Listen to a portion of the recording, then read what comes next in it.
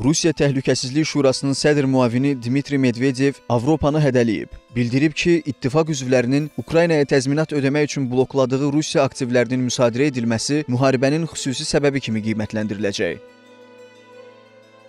Əgər narahat olan Avropa İttifaqı Belçikada dondurulmuş Rusiya aktivlərini ələ keçirməyə, yəni oğurlamağa cəhd edərsə və onları Ukraynaya təzminat krediti kimi vermək qərarına gəlsə, beynəlxalq hüquq baxımından bu addım Avropa İttifaqının ayrı-ayrı ölkələri üçün bütün nəticələri ilə birlikdə xüsusi kasus belli, yəni müharibəyə səbəb ola biləcək addım kimi qiymətləndirilə bilər.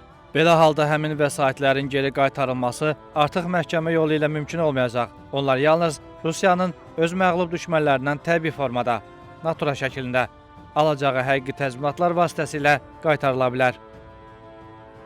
Rusiya kütləvi informasiya vasitələrinin məlumatına görə dekabrın 3-də Avropa Komissiyası Ukrayna üçün 2 maliyyələşdirmə variantını, o cümlədən Rusiya aktivləri hesabına kompensasiya kreditini təsdiqləyib. Bu qərar ittifaqa bütün üzv ölkələrin təsdiqini tələb etmir. Bu arada olduqca böyük məbləğdə Rusiya aktivlərinin saxlanıldığı Belçika sözügedən vəsaitlərin istifadəsinə qarşıdır. Ölkənin Xarici İşlər naziri Maksim Prevo bildirib ki, Ukraynaya belə kreditin verilməsi ən pis variantdır. Çünki bu böyük risk daşıyır. Belçika Kiyev üçün başqa maliyyə mənbəyində israr edir. Digər tərəfdən Ukraynaya kompensasiya krediti verilməsi ilə bağlı mübahisələr belə bir sualı gündəmə gətirib. Rusiyanın dondurulmuş aktivləri tam olaraq hardadır? Məlumatlara görə Rusiyanın ümumi qızıl valyuta ehtiyatları, o cümlədən dondurulmuş vəsaitləri 627 milyard dollar məbləğində qiymətləndirilir. Onların dəyəri məzənnə dəyişikliyindən və istiqraz qiymətlərindən asılıdır. Son təhlillərə görə aktivlərin böyük əksəriyyəti Avropadadır və Belçikada saxlanılır. Çünki Belçikada qitənin ən böyük depozit təşkilatı yerləşir. Brüsseldə Rusiyanın 301 milyard dollardan çox aktivinin olduğu düşünülür. Digər tərəfdən Lüksemburq və İsveçrədəki banklarda Moskvanın 33 milyarda yaxın vəsaiti saxlanılır. Yaponiyada 32 milyard dollar dəyərində Rusiya aktivlərinin olduğu iddia edilsə də, Tokyo bu məlumatları təsdiqləməyib. Rusiyanın qızıl ehtiyatlarının böyük hissəsi isə Çində saxlanılır. Digər tərəfdən yuan valyutasına qoyulan investisiyalar da Asiya nəhənginin banklarındadır. Super güc olan Birləşmiş Ştatlarda isə Moskvaya aid aktivlərin yalnız 5 milyard dollarlıq hissəsi var. Rusiyalı politoloqların fikrincə, ölkələrin Avropada dondurulan vəsaitlərindən icazəsiz istifadə beynəlxalq hüququn kobud şəkildə pozulmasıdır.